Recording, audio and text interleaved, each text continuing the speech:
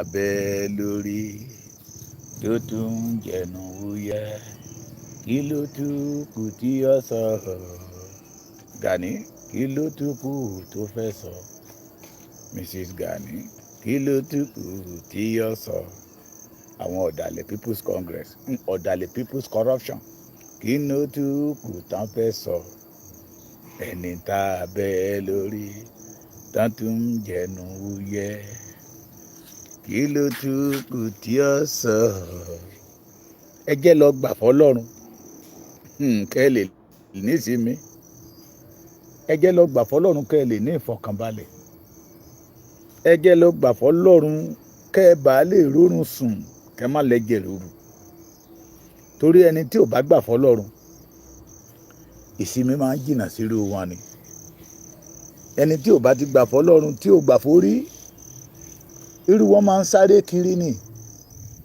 wọn á sáré ọdún òòṣà ọmọ yẹn ti sọ wípé ó ní ọ̀gá yín lè sáré ju rélùwéè lọ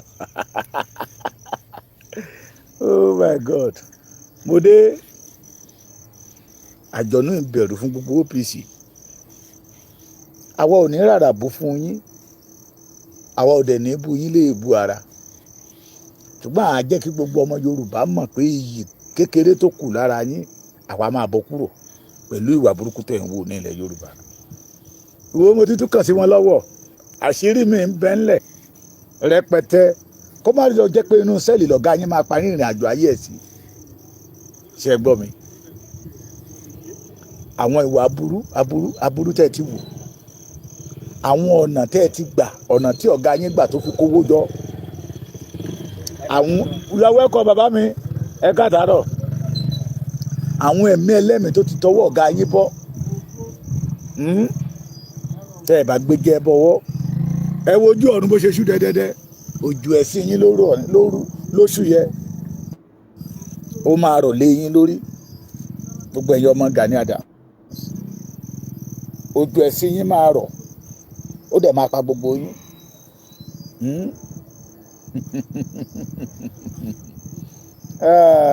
ó lágbára níbi tẹ́ ẹ báyé jẹ́ dé níbi táyé yín rùn dé ayé yín ò ta sánsán rárá ẹ tún lọ ń gbé ọmọ kékeré ọmọ bíi 7 years tí ò ti dá nǹkan kan mọ̀ ẹ rí pé ayé yín ti lọ nígbà tí ènìyàn bá lọ ta lórí ọlọ ata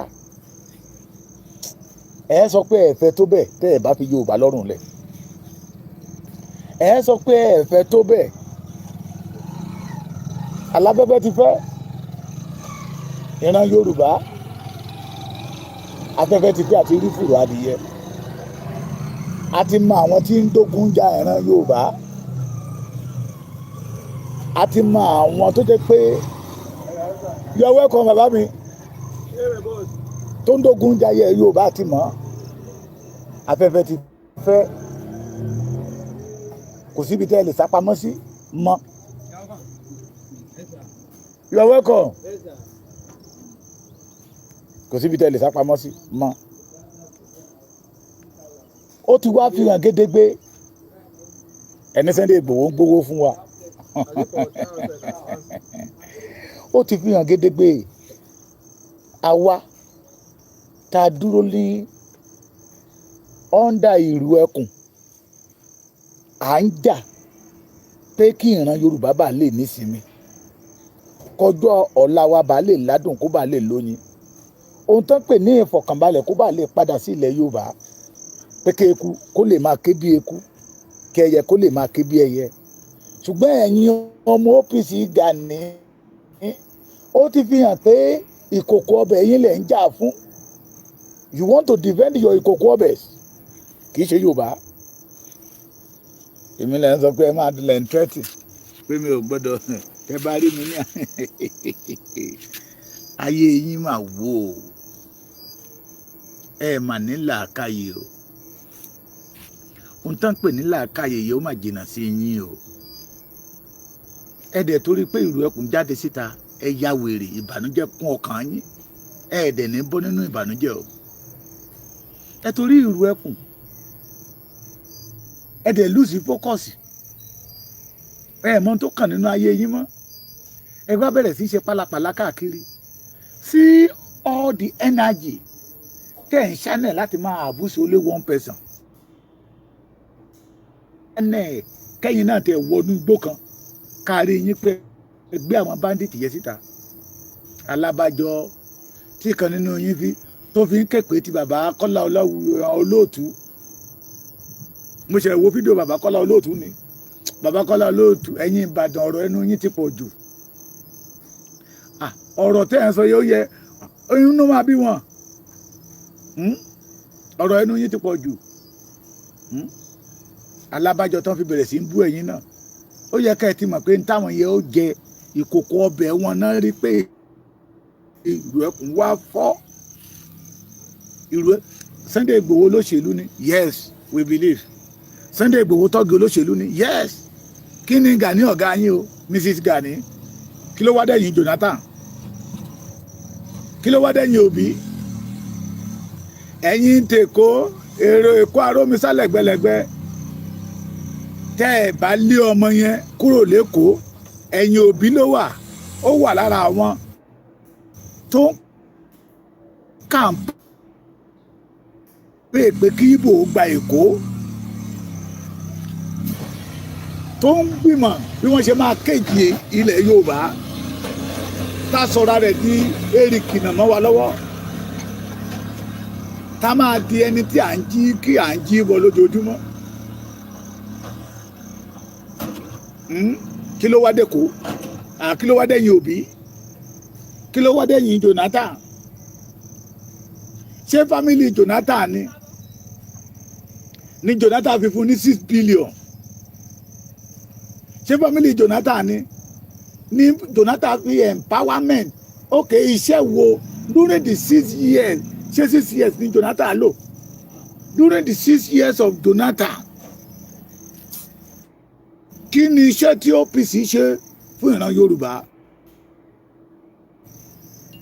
Ó kàn fi Yorùbá ń gbowó lẹ́yìn Jonathan lọ́ra yìí. Ó kàn gba empowerment lọ́ra yìí ní 25 billion. Empowerment ní 10 billion. Tí a rí ibi tán náà sí.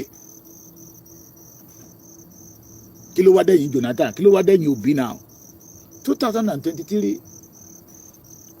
Àwa ní ẹ̀rí lẹ́kìtì ń bíbà yìí nígbà tó pé mítí orí burúkú tó máa ń pè lọ́jọ́ Tuesday yẹ pé gbogbo ọmọ ẹgbẹ́ OPC Obi náà gbẹ́dọ̀ ṣiṣẹ́ fún. Ṣé kìí ṣe pé gbowó lọ́wọ́ Obi? Irú ẹkùn mo ní tá máa ń dárúkọ ẹgbẹ́ tá a lè máa pè ní atúnṣe lójú àwọn onírọ́. Irú ẹkùn ló yẹ ká máa pè bẹ́ẹ̀ pé irú ẹkùn jáde ẹ kábàámọ̀ gbẹ̀yìn pé ẹ bá ti mọ̀ Kẹ́dára fi Sunday Igboho lẹ̀ jẹ́jẹ́ títí ẹ̀. Ẹ bá ti mọ̀ Kẹ́dára fi irú ẹkùn lẹ̀ jẹ́jẹ́ títí ẹ̀. Lẹ́wọ́ wá sunkún kiri ìgbélẹ́nu fẹ́ńdọ̀ yín. Ẹ̀yin aláìnítìjú ará Galatia yìí, ẹ̀yin ọmọ ìrankíran yìí. Oore wo ni ẹ̀pá yín ló ṣe ìdí? Oore wo ni gẹ̀gẹ̀ yín ló ṣe ọrùn ilẹ̀ Yorùbá? Ike yín oore wo ló ṣe ilẹ̀ Yorùbá? Aníkẹ́ dárúkọ nǹkan gbòógì tí ọ̀gá yín Gani tó ń kó yín kiri láti gbàtẹ́ ti ajá kí OPC lọ́wọ́ àwọn bàbá Fẹ́mi Fáṣẹ̀hùn. Oore kan tẹ́ ẹ ṣe fún ilẹ̀ Yorùbá rí ẹ̀ẹ́dẹ̀ lè rí, torí pé ẹ̀yin gan mọ̀ pé failure ni ẹ̀ ń tan ọmọ Yorùbá ni. Under umbrella of OPC, ọ̀dàlẹ̀ people call confusions. Kẹ́rí pé òjò ń bá mi, ojú ẹsẹ̀ yín ti ṣúṣẹ́, ó máa rọ̀ lé yín lórí. Ó máa rọ̀ ẹ̀yin rédèrèdè rádaràda yìí. Ó sọ fún yín, ẹ lọ wo àwọn program tẹ̀ ń ṣe, èpè làwọn èèyàn gbé yín ṣẹ́ ń bẹ̀ yẹn ni pé ojú Yorùbá ti là. Èpè wọ́n rọ̀jò èpè lé yín lórí ni. Ẹ ṣe mọ̀ pé Gani ló kájú ẹ̀ ń sìn ìyẹn ní òkèlè kíní ẹ̀kọ́ giriwo kíní kan giriwo ló kájú àkàrà giriwo ló kájú ẹ̀ kí Sunday tó dé bíi 5 years ago. Níbo lẹ́yìn olórí burúkú ìwà? Níbo lẹ́yìn ọmọ pàpà ńlá gé ọmọ gànfẹ́ yìí? Níbo lẹ́ wà? Ẹ wá ń tẹ́tí àwa ẹ wá ní kí mi ọmọ rìn ní Adó wọ́n á wá yín tì wọ́n á ṣe kí ni wọ́n á wá yín tì wọ́n á wá yín tì ẹgbọ́n mi tó ti sọ pé kọ́mọ onílù ọmọ wọ̀ lórí ẹ má bá mi lọ́ọ̀fù ẹ má bá mi láìkẹ́ wọ́n ti ń flag program yẹn ẹ má jalè ẹ má lọ́ọ̀fù ẹ má láìkẹ́ kẹ́ lè mọ̀ ìlà à ń ti sọ látijọ́ pé ìlara ni ẹ gbọ́ ọ̀rọ̀ tí bàbá Kọ́lá Ọláwuyì Kọ́lá Olóòtú sọ ọ̀run rẹ̀ Kọ́lá Ọláwuyì ẹ gbọ́ ọ̀rọ̀ tí bàbá Kọ́lá Ọláwuyì sọ àwọn àṣírí tí Sunday Igboho fi lé lọ́wọ́ tó ní kó má sọ síta bọ̀tí nígbà táwọn wèrè jáde síta wọ́n ní ta ló kọ́ Sunday Igboho níṣẹ́ ìmíì nínú wọn ó ń já báàgì gbà lábẹ́ bíríìjì lóṣòdì ni kó tó lọ jọyìn abẹ́ bíríìjì yẹn ni Gàrí ti lọ rí wọn papọ̀ tó fi lọ gba ìjọba lọ́wọ́ àwọn bàbá oníbàbá tó fi lọ gba OPC lọ́wọ́ bàbá wọn oníbàbá àwọn tí Sunday Igboho ń kó káàkiri àwọn ọlọ́pàá tó yanrantí àwọn àmì tó yanrantí that they train not local one training international tó wà lẹ́yìn Sunday ọmọ Adéyẹmọ Ìgbòho ṣá lẹ́wà ní kúrúùtù ní ta ló kọ́ níṣẹ́ ogun jà ẹ̀yin tẹ́lẹ̀ kọ́ṣẹ́ ogun ta ni tíṣà yín ta ló ṣe ibi tí Gani ti ń fagi ní Ìtìrẹ́ ròdù ló ti kọ́ṣẹ́ ogun ara ló máa pa gbogbo yín gbẹ̀yìn gbogbo ẹ̀yin kẹ́ńtẹ́ bá ti sọ pé ẹ̀ ní jẹ́ kí ìran Yorùbá oníṣìírí ara la máa rán sí yín ìbínú a máa rọ̀ bí òjò léyìn lórí ni ẹ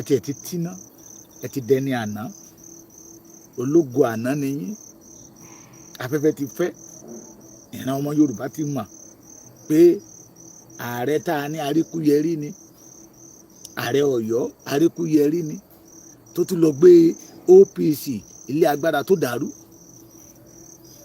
tó lọ àwọn bàbá oníbàbá tán dá ẹjá béèrè lọ́wọ́ wọn majority of them ká ṣe kí ni ká béèrè lọ́wọ́ wọn gbogbo nǹkan ló ní tẹ́nìyàn bá kọ́lé ẹni tó máa kọ́lé ó lè rèdí tó fi kọ́lé wípé kóun lè ríbi sùn sí bóyá òjò ń rọ̀ ni kóun lè ríbi sá sí ẹni tó ra mọ́tò he have a purpose he have a reason tó fi ra mọ́tò tó rà tí ènìyàn bá dẹ̀ máa dá ẹgbẹ́ lẹ̀ ó gbọ́dọ̀ ní purpose and vision ẹ jẹ́ ká wá béèrè lọ́wọ́ Gani kí ni purpose tó fi dá OPC lẹ̀ kò lè mọ̀ nítorí pé kò sí ńbẹ̀ nígbà tá ń dá OPC lẹ̀ Gani ó hijack OPC lọ́wọ́ àwọn bàbá oníbàbá ni àwọn bàbá tó ní kò mọ èrè ìdí tó fi dá OPC lẹ̀ ó kàn máa kó àwọn tọ́gì kan wọ́n máa jó ìjàngbara tàfẹ́jà ajáyé làwà ìjọ wo lẹ fẹ́ bẹ̀rẹ̀ níbi tí mo ti mọ̀ pé failure ní gbogbo yín látòkè désàlẹ̀ ọ̀rọ̀ Yorùbá ṣe wọ́n lé orílẹ̀-èdè tí ń bàjẹ́ tí ìkan nínú wọn ti sọ pé kò tí ì sí ogun nílẹ̀ Yorùbá Kwara State dẹ̀ ń tú àwọn ọmọ Yorùbá tó dẹ̀ wà ń bẹ̀ òde rórun sùn ọ̀rọ̀ wọn di ilé ògbà ọ̀nà ògbà tí ṣe wé àràgbà ìkan nínú wọn dẹ̀ jáde síta pé kò tí ì sógun nílẹ̀ Yorùbá kẹ́ ẹ lè mọ̀ pé ẹni àná ni wọ́n kẹ́ ẹ lè mọ̀ pé ayé wọn ti yọ́jò bíi táyà mọ́tò ẹ jẹ ju ìyà tí táyà mọ́tò ń jẹ lórí ọ̀rọ̀ ìlú ẹkùn àṣírí yín ti tú ìlú ẹkùn dé ìbànújẹ́ wọnú ayé Gani lọ ìlú ẹkùn dé àìnífọ̀kànbalẹ̀ wọnú ẹgbẹ́ OPC Gani ìlú ẹkùn dé ó di ìjáyà fún Gani Adams kò rórun sùn kò dẹ̀ lè rórun oníbàjẹ́ abatẹnijẹ́ onílara yìí nísìmí ẹ lè nísìmí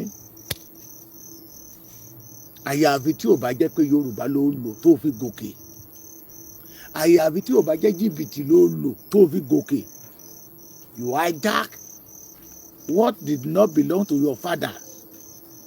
Àrà tó dá ní Arigidi èmi ti tún gbọ́. Bí mo ṣe ń bá yín sọ̀rọ̀ yìí, Gani ti pín Arigidi sí méjì. Kó jáde síta kó wá dìbọ́ǹk ẹ̀. Àrà tó dá àwọn ẹ̀mí tó fi ṣòfò àtẹlẹ́ tó sì wà ní mọ́ṣúárì àwa ti tún gbọ́. Kó lè mọ̀ pé àwa ń wádìí ẹ̀ dáadáa pé ọmọ àlè Yorùbá kan bẹ́lẹ̀ ni ẹ̀. Ló fi jẹ́ pé ìdí mọ̀dàrú and I pity those people tán tẹ̀lé ẹ lẹ́yìn. Nígbà tó bá bẹ̀rẹ̀ sí jẹ̀yà yẹ àwọn náà jẹ nínú ẹ̀ torí Yorùbá ní pé ẹni tó gbépo lájà kì í ṣolè bí kò ṣe pé ẹni tó gbà á. Ẹni gbépo lájà àwọn àgbàjọ àwọn àná sọ bẹ́ẹ̀ wọ́n ní kì í ṣolè ṣùgbọ́n ẹni tó gba ipò lẹ̀ olè ni. Let me tell you one thing. Ìṣẹ̀dá àwọn bàbá Fẹ́dúrí Fáṣẹ̀hùn àtàwọn bàbá kan sọ bá mi sọ̀rọ̀ léèní. Bàbá yẹn débi kó dẹ̀ bú sẹ́kún. Olóhùn ńlá la rí bàbá Fẹ́dúrí Fáṣẹ̀hùn tó ń bá òun sọ̀rọ̀ lójú ìran. Bàbá yẹn lóhùn bá mọ́ tó bá jẹ́ pé òun mọ̀ pé gbogbo nǹkan tó máa ṣẹlẹ̀ pé òun bá ti gbàdúrà sọ Olódùmarè kó Olódùmarè máa mẹ́mí lọ kó má ṣojú òun. Pé ń táwọn ti rí fún máa ṣẹlẹ̀ rèé. Nígbà tó ti lè àná June 12 làwọn ti mọ̀ pé àwọn ará bíbá ẹ̀mẹ́yẹ bò lápò ni. Pé àwọn imú ìlú níkà tí ò jẹ́ kán gbóòórùn àṣẹ bíi. Bàbá yẹn ní àwọn 5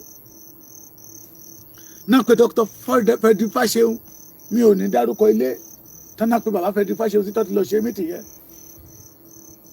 Pé ọmọ tẹ́ni tí ìwọ ràn kankan mọ́ kan fi jẹ youth leader yìí. Pé ọkàn wọn ò tú pẹ̀lú ẹ̀. Wọ́n ní bàbá Fẹ́dúrí Fáṣẹ̀hùn ní rárá. Pé ìkan nínú wọn sọ wíṣẹ́ torí pé ó wá ní state yẹn l'Ondo state. Ṣé mo pé during that time there is nothing like Ekiti state. Wọ́n ti create Ekiti state. Wọ́n ní bàbá ní rárá. Pé òun kan rí sí ìyẹn lára ẹ̀.